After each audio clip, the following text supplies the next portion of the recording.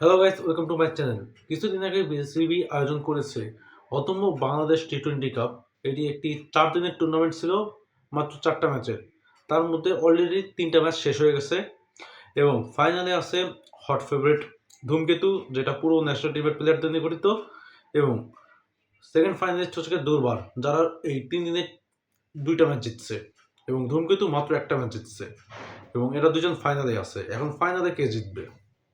এখন এই টুর্নামেন্টে 3টি ম্যাচ যেটা কমপ্লিট হয়ে গেছে, তাতে আমরা 2টা কমন ফ্যাক্টর দেখছি। প্রথমে হচ্ছে কি, যেই টিম টস জিতছে তারাই জিতছে, এবং সেকেন্ড কমন ফ্যাক্টর যেটা, টস জেতার পর তারা বলিং চুজ করছে। তো মিরপুরের এই পিচে ম্যাচ জিততে হলে প্রথমে আপনার টস জিততে হবে, তারপর বলিং চুজ করতে হবে। ব্যাটিং চুজ করলে আবার হবে না।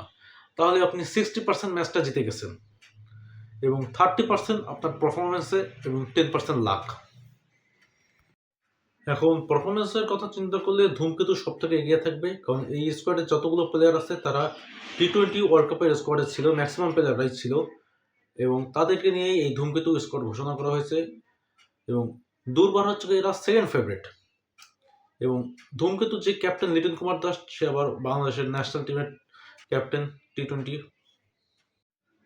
এখন যদি লিটন কুমার দাস টস জেতে এবং টস জিতে বলিং চুজ করে, অবশ্যই সে বলিংয়ে চুজ করবে, কারণ আগেরবার যখন টস জিতছিল তখন বলিং চুজ করেছিল এবং জিতে গেছিল। সেকেন্ড ম্যাচে টস জিততে পারেনি, বলিংও চুজ করতে পারেনি, সেই কারণে হেরে গেছে। সো যেই টিম আগে বলিং করবে তাদের জেতার চান্স সব থেকে বেশি থাকবে এখানে। তাহলে আপনার কি মনে হয় কে টস জিতবে? কারণ যে টস জিতবে সেই ম্যাচ জিতবে, এটা আমরা ধরে নিতে পারি। আনএক্সপেক্টেড জিনিস বাংলাদেশে অবশ্যই হতে থাকে। রিসেন্টলি আমরা আন্ডার 19 ম্যাচটা হেরে গেছি, ফাইনাল ম্যাচটা। তো আপনাদের কি মনে হয় টস কে জিতবে? অবশ্যই কমেন্ট করে জানাবেন। Thank you so much for watching.